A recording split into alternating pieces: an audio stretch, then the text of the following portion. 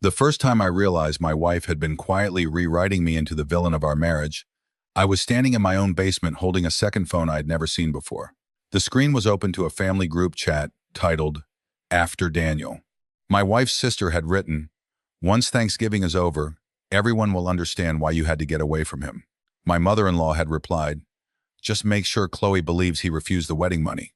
She's the one who still feels sorry for him." My wife, Natalie, had answered, "Don't worry. I already handled that."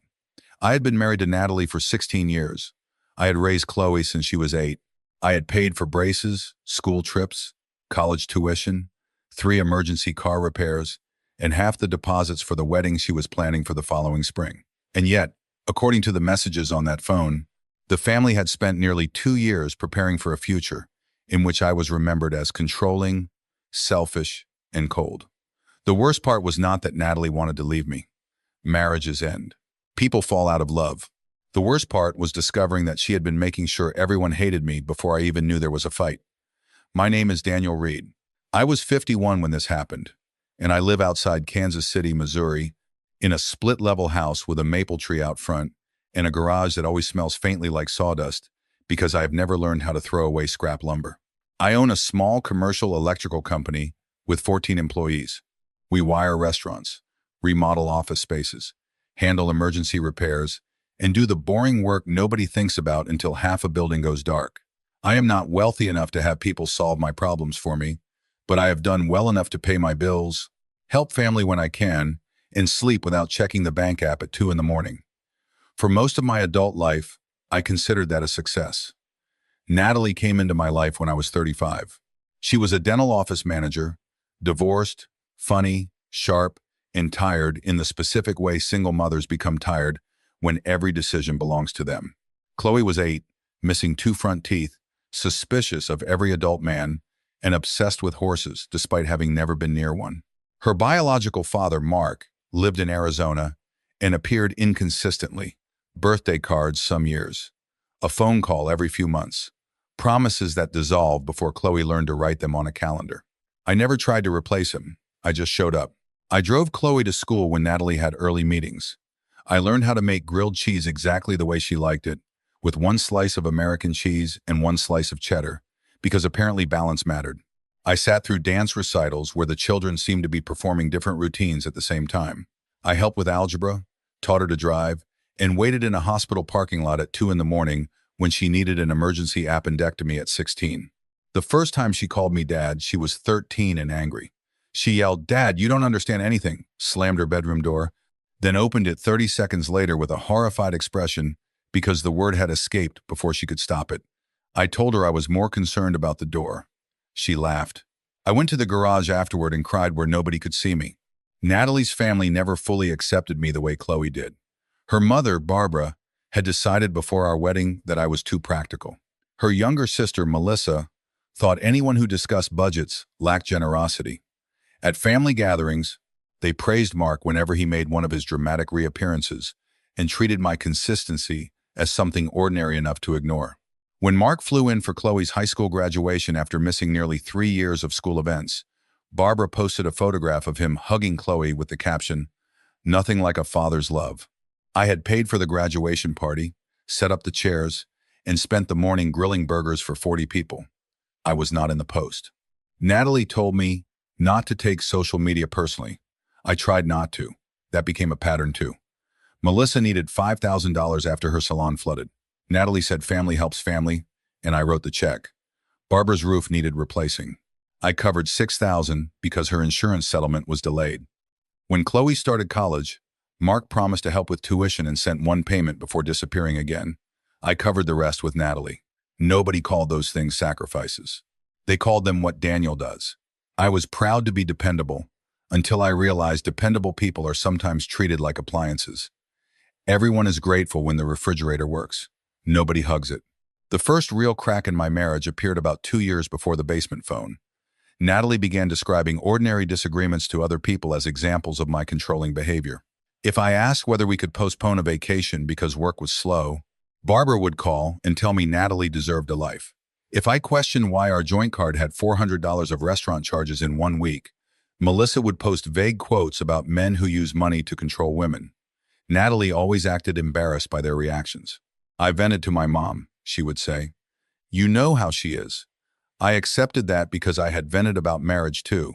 The difference was that when I complained to my brother, I complained about behavior. Natalie was building a character. I did not know that yet. I simply noticed that more relatives began speaking to me as if they had already heard the ending of conversations I thought were private.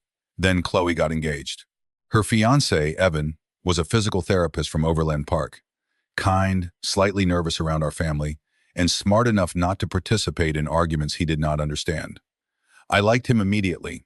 Chloe wanted a September wedding at a restored barn outside Lawrence, Kansas.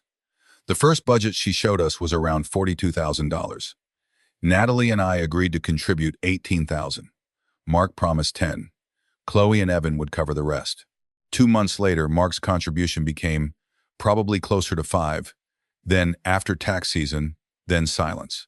I told Natalie we could increase our help by 5,000 if Chloe and Evan cut some extras. Natalie agreed, or at least I thought she did. A week later, Chloe became distant. Calls shortened. She stopped asking me wedding questions. One evening, I asked whether she still wanted me to walk her down the aisle.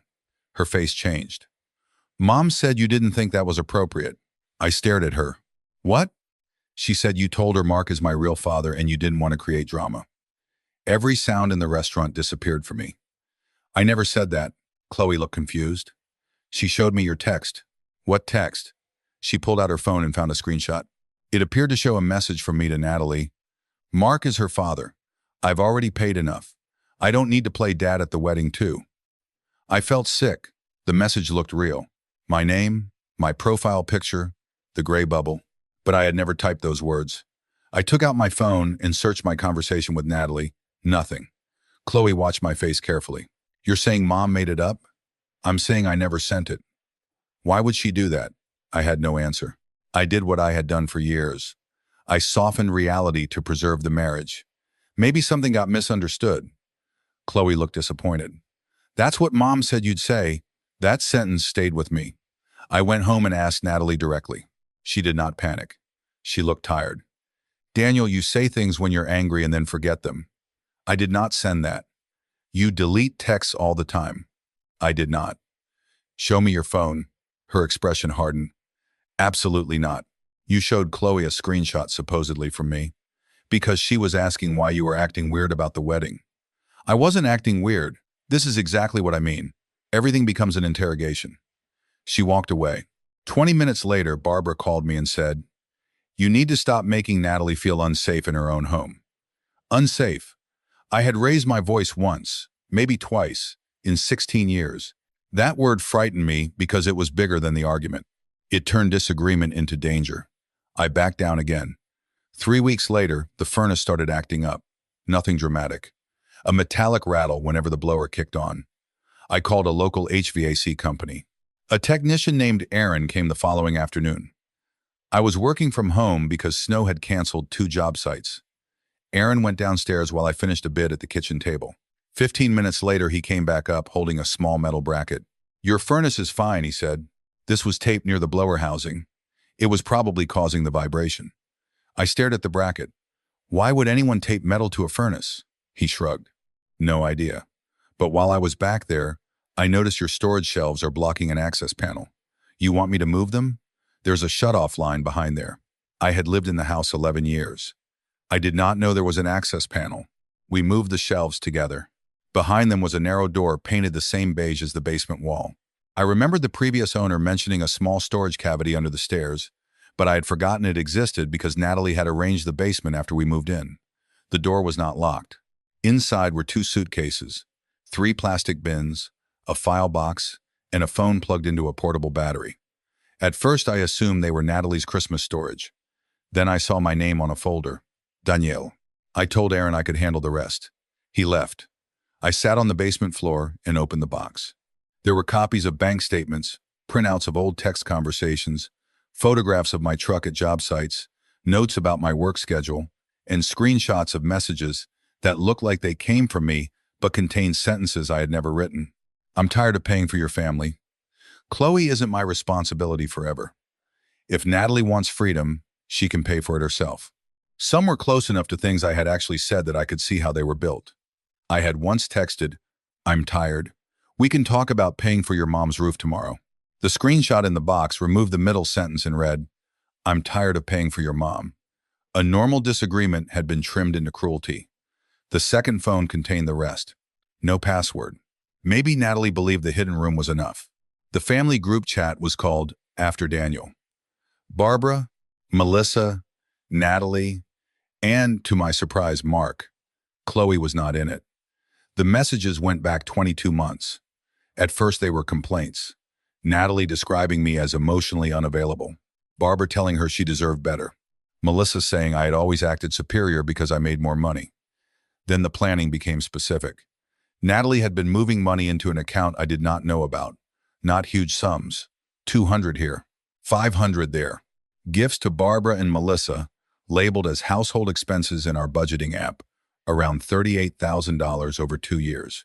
She was planning to move into a rental after Chloe's wedding. Barbara wrote, "Make sure the story is clear before you go. People always believe the calm husband." Natalie replied, "They already think he controls the money." Mark's involvement hurt differently. He wrote, "Chloe should have her real dad beside her at the wedding anyway. Daniel can sit with the guests." Natalie answered, "Working on it." That was when the fake screenshot appeared. 2 days before Chloe showed it to me, Natalie had posted the edited version in the group chat and written, "This should settle the aisle issue." Melissa replied with 3 laughing emojis. My hands went cold. There were more. Natalie had told Barbara that I refused to help with the wedding, even though I had already transferred $12,000 to the venue and paid the photographer deposit. She told Melissa I would probably stop supporting Barbara after the separation, so they should get things handled now. That explains several expenses I had been told were medical emergencies. New patio furniture at Barbara's condo, Melissa's weekend in Scottsdale. A $6,000 transfer I thought covered dental work had paid off Melissa's credit cards. They had not simply prepared to leave me. They had been extracting value before I understood the relationship had an expiration date. Then I found the message that explained Thanksgiving. Natalie had invited her entire family to our house, including Mark. The plan was to confront me after dinner about being controlling, announce that she needed space, and leave for Barbara's with everyone physically surrounding her so I could not change the story. Barbara wrote, "The important thing is Chloe sees it happen. Once she watches you stay calm while Natalie cries, she'll finally understand how cold you are." I read that sentence 4 times. Even my temperament had been assigned a role. If I got angry, I was dangerous. If I stayed calm, I was cold. The story had been designed so any reaction became proof. I sat in the basement for almost 2 hours. When Natalie came home, I was upstairs making soup. I had put everything back exactly where I found it. "Furnace fixed," she asked. Apparently. What was wrong? "Loose metal." She nodded and kissed my cheek. I nearly flinched. Instead, I asked how her day was. She complained about staffing at the dental office for 10 minutes. I listened. That night, she slept beside me while I stared at the ceiling and understood that the woman I loved had been holding 2 marriages at once. The one we lived and the one she described to everyone else. I did not confront her immediately. Not because I wanted some elaborate revenge. I needed one thing before making a decision that would affect 16 years of life. I needed to know whether Chloe believed the story because of her own experience with me or because Natalie had manufactured it. The next evening, I asked Chloe to meet me for coffee without telling her mother. She arrived guarded. I told her, "I'm not going to ask you to take sides. I need to ask you something uncomfortable. Have I ever made you afraid of me?" Her expression changed. "No." "Have I ever told you your mom could not spend money without permission?" "No." "Have I ever said you weren't my daughter?" Her eyes filled. "Not to me." "Why do you believe I said it to her?" "Because Mom showed me things. If those things were edited or fake, would you want to know?" Chloe stared at me. "What's happening?" I told her I had found messages. I did not show her everything. I showed her the original conversation surrounding the screenshot about her wedding. My real message had been, "Mark is her biological father, and I'm not trying to erase him. If Chloe wants both of us involved, I'll do whatever makes her comfortable. I've already paid the second venue deposit. Let's not turn the aisle into another money fight." Natalie had cropped and rearranged pieces until it read like rejection. Chloe covered her mouth. "Mom showed me that the morning after I asked if both you and Mark could walk me. I would have said yes." She began crying. "I thought you didn't want me. I reached across the table and stopped myself before touching her. Chloe, there has never been a version of my life after you were 8 where I didn't consider you my kid. She took my hand. Why would she do this? I think she wants to leave me and wants everyone certain I deserve it. Are you saying Mom is lying about being unhappy? No. She may be deeply unhappy. She is allowed to leave. She is not allowed to invent things I did, so nobody questions how she leaves. Chloe asked whether Mark knew. I showed her one message. His message about being her real dad. She read it silently. He hasn't called me in 6 months, she whispered, but he wants the aisle. I had no comforting answer. We sat there for nearly an hour. Before leaving, Chloe said, Mom thinks Thanksgiving is going to be some intervention. I know. Are you going to cancel it? I thought about that. No. Why? Because I'm done having my life discussed in rooms I'm not in. Thanksgiving morning arrived with 6 inches of snow and a house full of smells I had always associated with safety. Turkey, sage, coffee, the cinnamon candle Natalie burned every November. I woke at 5 and cooked because cooking gave my hands something to do. Natalie moved around me with nervous energy. She had no idea I knew. My mom may bring Mark, she said casually while peeling potatoes. He's in town. I looked at her. For Chloe? Mostly. Sure. She searched my face for resistance. I gave her none. By 2, Barbara arrived carrying sweet potatoes. Melissa came with her husband and 2 teenage sons. Mark walked in 20 minutes later wearing a new coat and carrying a bottle of bourbon like a man returning to a family he had helped build. Chloe and Evan arrived last. Chloe hugged me longer than usual. Natalie noticed. Dinner began with forced brightness. Barbara talked about gratitude. Melissa complimented the house while casually mentioning that Natalie deserved somewhere peaceful. Mark told stories about Chloe as a toddler that he had not been present for, but had apparently heard enough times to claim. I let them talk. Halfway through dinner, Natalie raised her wine glass. I actually want to say something, the room quieted. This year has taught me a lot about family, and about what happens when you lose yourself trying to keep everyone else comfortable. Barbara reached for her hand, right on schedule. Natalie continued, I've spent years feeling controlled in my own marriage, financially, emotionally, even in how I'm allowed to talk to my daughter. Chloe lowered her fork. I watched her face. Natalie said, I didn't want to do this on Thanksgiving, but I think everyone deserves the truth. Melissa whispered, We're here. Natalie began crying. Real tears. Maybe grief, maybe fear, maybe both. I'm leaving Daniel after the holidays. Barbara gasped theatrically despite having known for months. Mark looked down like a solemn witness. Natalie said she would stay with her mother while figuring out next steps. I hope we can do this without cruelty. I nodded.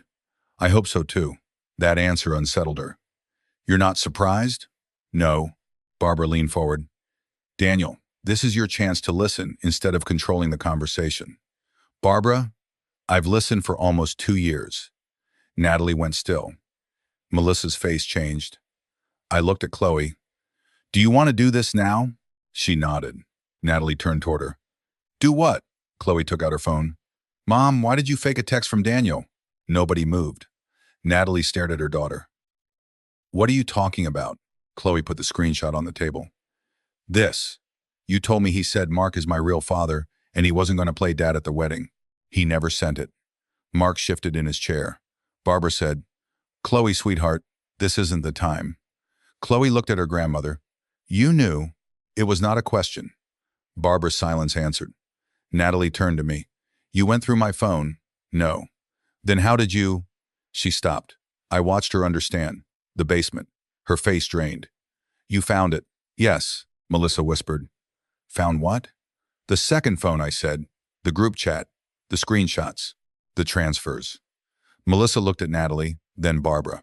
Her husband stared at her. I continued calmly. I'm not going to read every message. I don't need to. But I will correct a few things since we're apparently having an intervention. I took a folder from the chair beside me. No legal documents, just bank records and screenshots. I did not refuse Chloe's wedding money. I have already paid $12,000 to the venue and $3,000 to the photographer. I agreed to another $5,000 if Chloe and Evan wanted it. Chloe looked at Mark. How much have you paid? Mark's jaw tightened. That's between me and you. So nothing. Natalie said. This is not about money. Good. Then let's talk about the messages you created. I placed the real text conversation beside the edited screenshot. Evan, read both. That's not even close, he said. Natalie's voice sharpened. Daniel has been manipulating everyone for years. One screenshot doesn't change that. Then name one thing I actually did. You monitor spending. We share a budget. You question everything. I asked why $6,000 labeled dental emergency went to Melissa.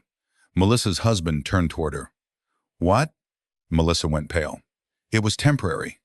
You told me your root canal wasn't covered, I said. There was no root canal? Her husband asked.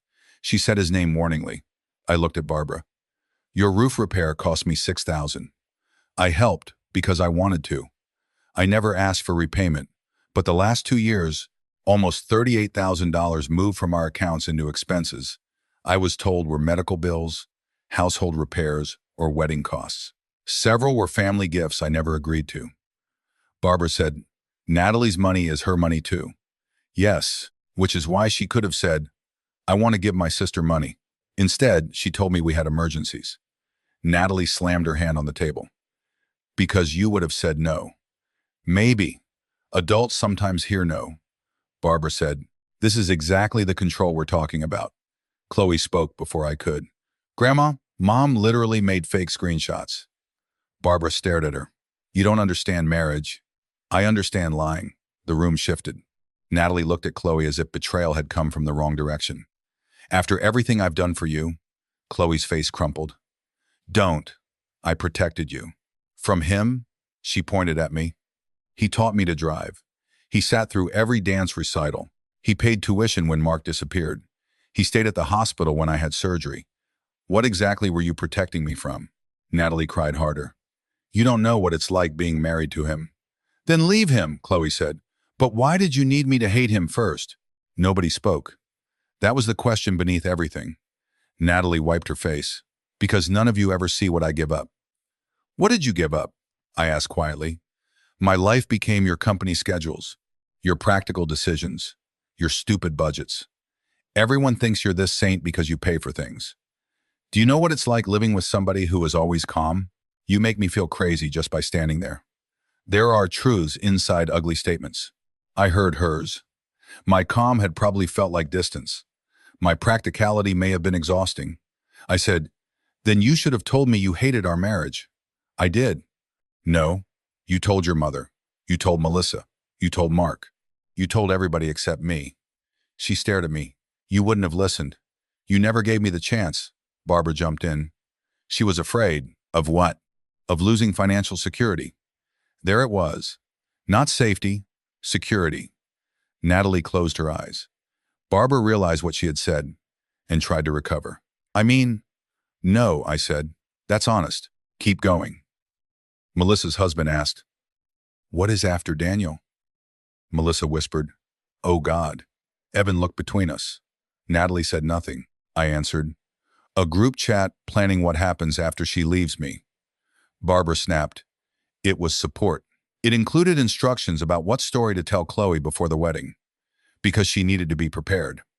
Prepared to believe I rejected her. Mark finally spoke. Maybe we should all calm down. Chloe turned on him. You told Mom you wanted Daniel out of the aisle. His face tightened. I said it would be confusing to have two fathers. You haven't acted like one father. He stood. I'm not going to sit here and be attacked. Chloe looked at him with tears in her eyes. That's kind of your specialty, isn't it? Mark left 10 minutes later. Nobody stopped him. Melissa's husband took his sons into the living room and came back alone. He looked furious, but quiet. Barbara still seemed determined to rescue Natalie from consequences. Fine. Mistakes were made. Natalie should not have edited messages. But Daniel, you cannot pretend you created no part of this.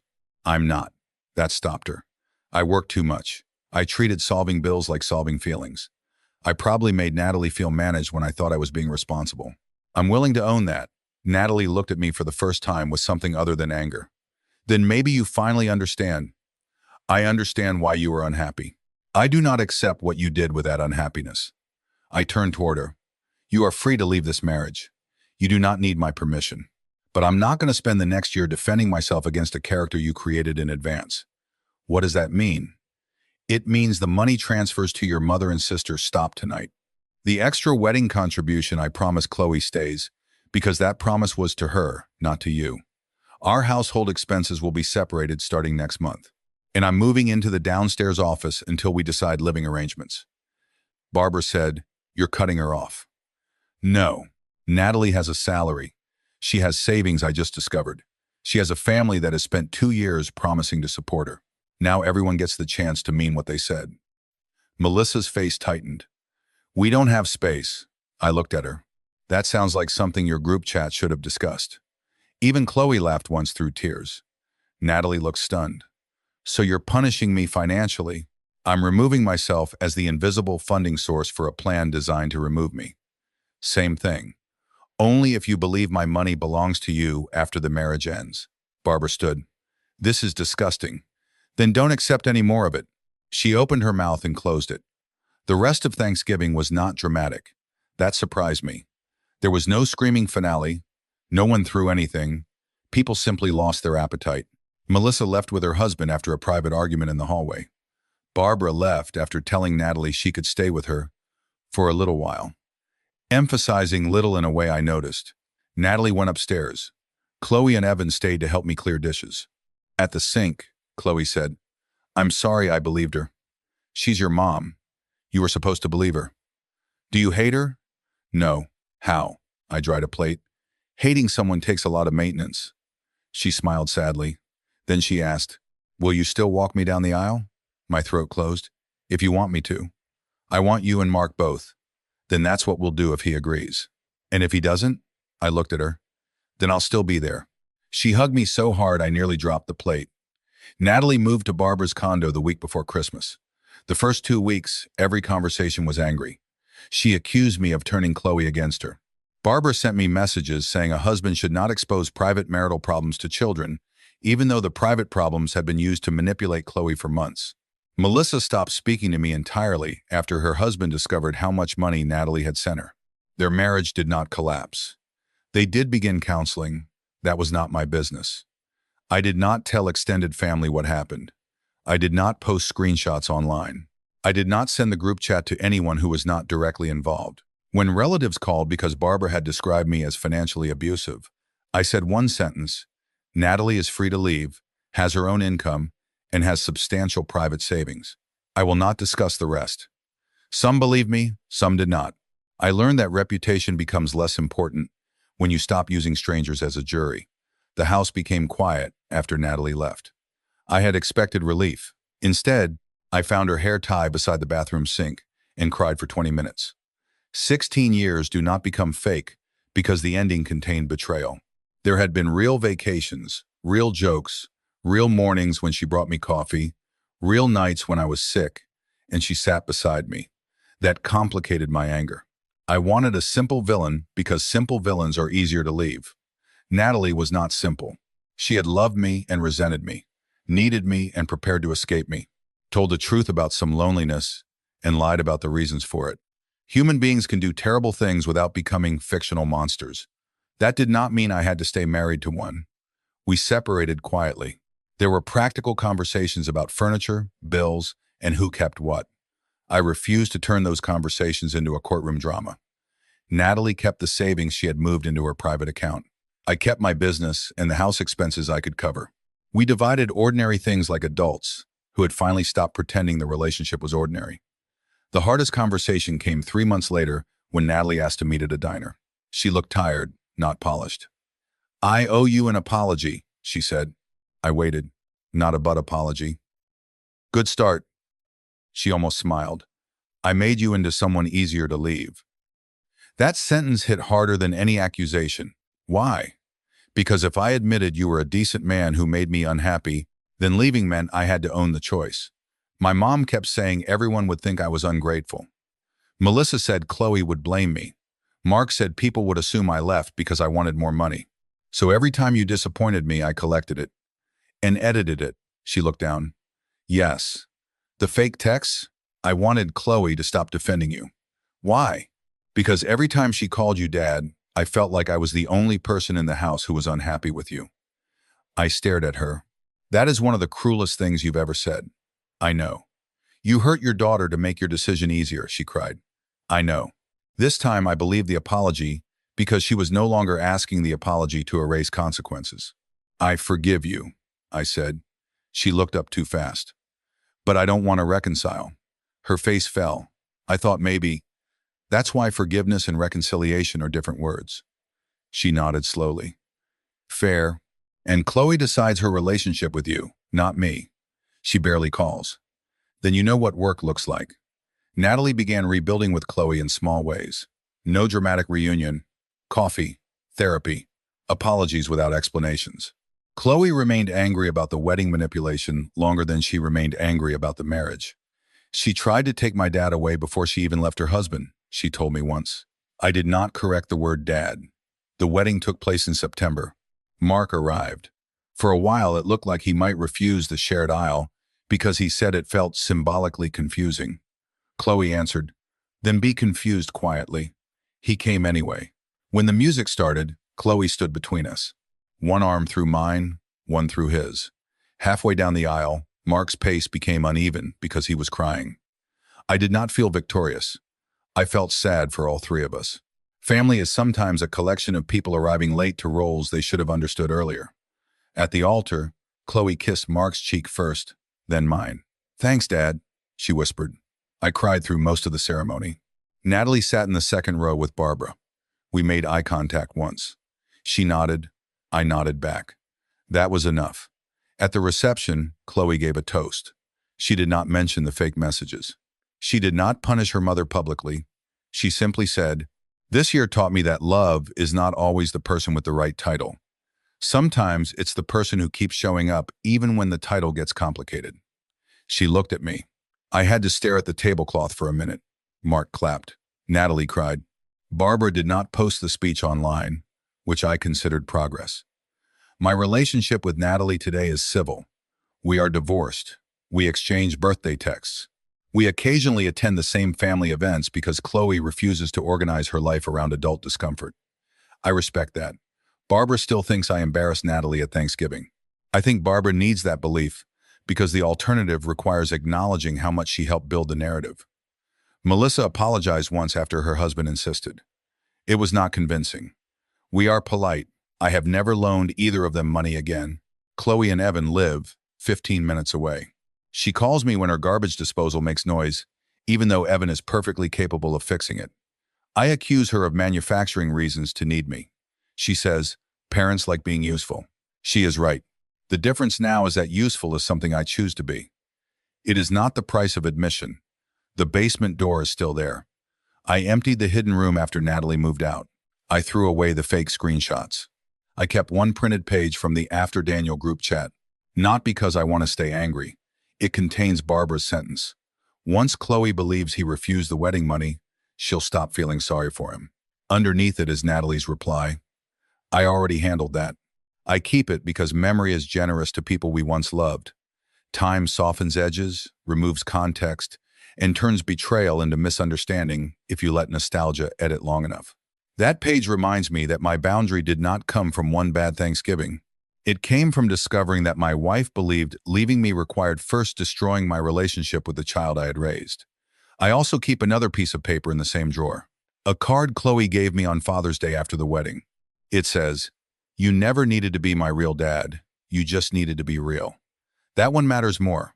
For months after everything happened, people asked how I missed the signs. I asked myself too. The hidden money, the relatives suddenly using words like controlling, Chloe growing distant, Natalie guarding her phone. The answer is not that I was stupid. I trusted my wife. Trust requires accepting that another person has access to your habits, insecurities, schedule, money, reputation, and children. Healthy love treats that access like something sacred. Unhealthy love can eventually treat it like material. Natalie knew exactly which version of me people would believe because she had lived beside me for 16 years. She knew I hated public conflict. She knew I would rather absorb an insult than embarrass Chloe. She knew I would pay a family emergency before asking for receipts. She knew calm was my instinct. Every quality she once said made her feel safe became useful when she needed to make me look cold. That realization almost made me suspicious of everyone. I had to work not to become the kind of man who checks phones, questions motives, and expects betrayal because one person studied him too well. Self-worth helped there too. Self-worth is not building walls high enough that nobody can trick you again. That just turns somebody else's betrayal into the architect of your future. Self-worth is knowing that if a trusted person betrays you, you can survive the embarrassment of having trusted them. You can leave without turning love into evidence that you were foolish. You can forgive without restoring access. And you can stop explaining yourself to people who only ask questions so they can improve the story they already prefer. My biggest mistake was not marrying Natalie. We had years I would not erase. My biggest mistake was believing keeping peace was always kinder than making conflict visible. Every time Barbara said something unfair, and I stayed quiet, I made it easier for the next story to stick. Every time Natalie described me inaccurately, and I thought correcting her would be petty, I gave the inaccurate version more room. Silence is useful when it protects dignity. Silence becomes self-betrayal when it protects a lie at your expense. I still coach youth soccer on Saturday mornings. The house still smells like sawdust. My company is doing fine. Chloe is pregnant now, which means apparently I am becoming Grandpa Daniel, despite Mark's repeated insistence that the child will have plenty of grandfathers. I told him competition is exhausting at our age. He laughed. Maybe people can grow after all. Natalie sent me a message when Chloe announced the pregnancy. "You're going to be a great grandpa," I replied. "You'll be a great grandma too." I meant it. Her worst choices do not have to become her entire identity if she keeps doing the work to become safer. They simply remain part of the truth.